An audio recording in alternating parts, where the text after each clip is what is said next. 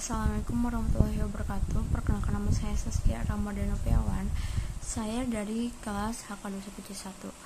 Di sini saya akan menjawab atau menjelaskan soal sebutkan alasan pentingnya mempelajari pendidikan kewarganegaraan sebagaimana yang dijelaskan oleh Prof. Dasim Budimansyah.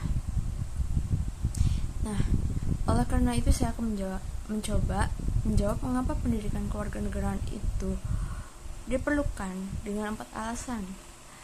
Yaitu alasan pertama, alasan historis, yaitu mengambil pelajaran dari catatan sejarah. Bung Karno pernah mengatakan bahwa tingkatan pertama dari revolusi kita menyerah adalah phase kemerdekaan atau liberation. Semua hal menurutnya lebih mudah, persoalannya hanya satu, role atau kontra. Penjajahan habis, perkara siapa yang pro penjajahan, hantam remuk, rendam sama dia, siapa yang kota penjajahan. Ayo peganglah bambu runcing ini, ayo panggulai ini senapan. Pembagian kekuatan konstruktif dan destruktif sangat mudah dan tidak ada komplikasi. Selain itu, pada masa pemeriksaan idealisme membumbung tinggi, idealisme menyala-nyala Raja Wali Indonesia. Pada waktu itu benar-benar menggaruda di sabta angkasa. Situasinya amat berbeda pada tingkatan kedua revolusi.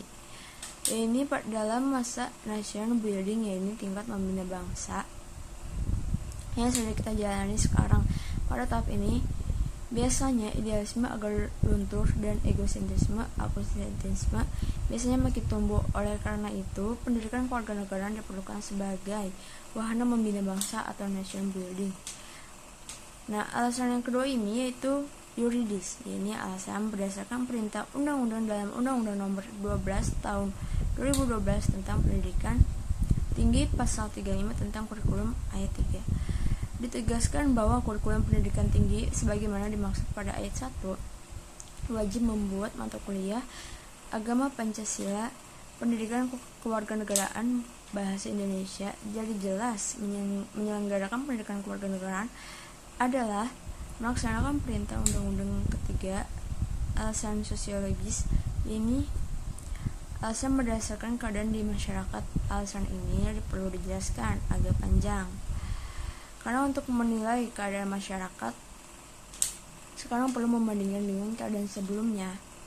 Cebong bagaimana penjelasan dari alasan sosiologis itu? Profesor Budimansyah penjelasannya akan menggunakan konsep konektivitas sebagai salah satu modal sosial. Kita usaha mengembangkan jalan konektivitas, tidak cukup mengandalkan infrastruktur keras seperti jalan, jembatan, transportasi, bangunan, dan sejenisnya, melainkan juga harus disertai infrastruktur lunak seperti pendidikan budaya, agama, nilai karakter, dan sejenisnya. Di samping aku tampan, aku ingin tetap, maupun mau cantikku memasak, kita bisa mengambil pelajaran dari peristiwa Sumpah Pemuda tahun 1928. Pada waktu itu sarana konektivitas fisik sangat terbatas. Namun dengan kekuatan konektivitas hati dan pikiran yang kuat, generasi Sumpah Pemuda mewariskan modal sosial yang kuat bagi perkembangan bangsa.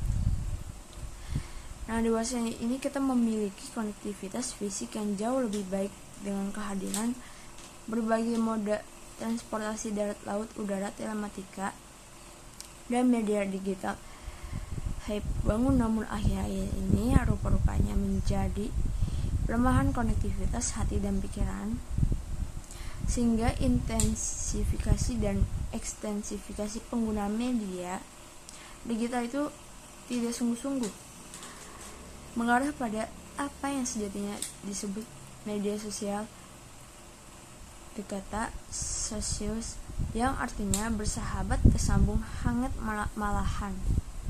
Dalam kenyataan menjadi media sosial saling membenci atau mencaci, saling merundung, dan saling menegasikan yang menimbulkan diskoneksi. Inilah alasan sosiologis perlunya pendidikan kewarganegaraan ini mendidik kembali anak muda kita agar benar-benar dapat menggunakan kecanggihan konektivitas fisik untuk menumbuhkan kembangkan modal sosial. Oh gini seperti ya, lol, agar konektivitas lalu itu bisa diperkuat, keragaman jaringan-jaringan sosial itu perlu disatukan seperti lidi yang berserakan perlu ikatan agar bisa menjadi 10 little yang dapat digunakan untuk menyapu lantai selanjutnya. Alasan apa lagi yang menyebabkan pendidikan kewarganegaraan itu penting? Prof, walaupun susulan Budiman ya keempat adalah alasan politis.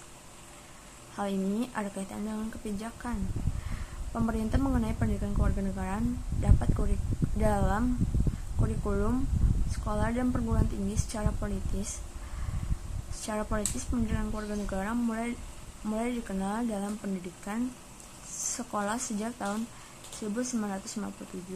Pada masa Orde Lama mulai dikenal istilah kewarganegaraan atau secapat 27 Service tahun 1962 dan pendidikan kewarganegaraan negara tahun 1968.